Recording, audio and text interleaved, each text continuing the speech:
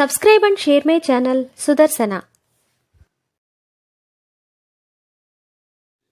ఓం శ్రీ గణేశాయ నమః. శ్రీ గురుభ్యో నమః. నడిచే దేవుడుగా కీర్తింపబడే జగద్గురు శ్రీ శ్రీ శ్రీ చంద్రశేఖరేంద్ర సరస్వతి మహాస్వామివారి గురించి నీలంరాజు వెంకటశేషయ్య గారికి మరికొందరు భక్తులకు కలిగిన అనుభవాలను అనుభూతులను తెలుసుకుందాం. 1926లో ఆచార్యస్వామి కారంబక్కుడి నుంచి పుదుక్కోటకు వెళ్ళేటప్పుడు అనేక మంది ప్రజలు గుంపులుగా వచ్చి వారిని దర్శించారు.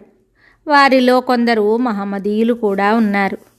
ఆ మహమ్మదీయులలో ఒకరు స్వామిపై తన గౌరవానికి సూచనగా స్వామివారెక్కిన పల్లకీని తన చేత్తో పట్టుకున్నాడు. ఆ విధంగా దాదాపు 3 మైళ్ళు ఆ ముస్లిం భక్తుడు పల్లకీ వెంట నడిచాడు. స్వామి అప్పుడు పల్లకీ ఆపి ఆ మహమ్మదీయుని తన సమక్షానికి పిలిపించి అతని యోగక్షేమాలను విచారించారు. ఆ ముస్లిం భక్తుడు తన స్వవిషయాలను స్వామికి నివేదించి స్వామి సలహాను అర్థించాడు. స్వామిని స్తుతిస్తూ తాను వ్రాసిన పద్యాలను ఫలపుష్పాదులతో స్వామికి సమర్పించాడు. స్వామి ఆదేశానుసారం ఆ భక్తుడు తాను వ్రాసిన పద్యాలను చదివి వాటి అర్థం వివరించాడు.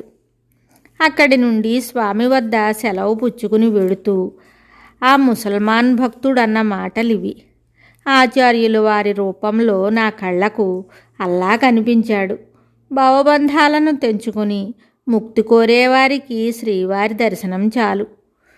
మరికొన్ని విషయాలతో మళ్ళీ కలుద్దాం. జయ జయ శంకర, హర హర శంకర. శుభం. Subscribe and share my channel Sudarsana.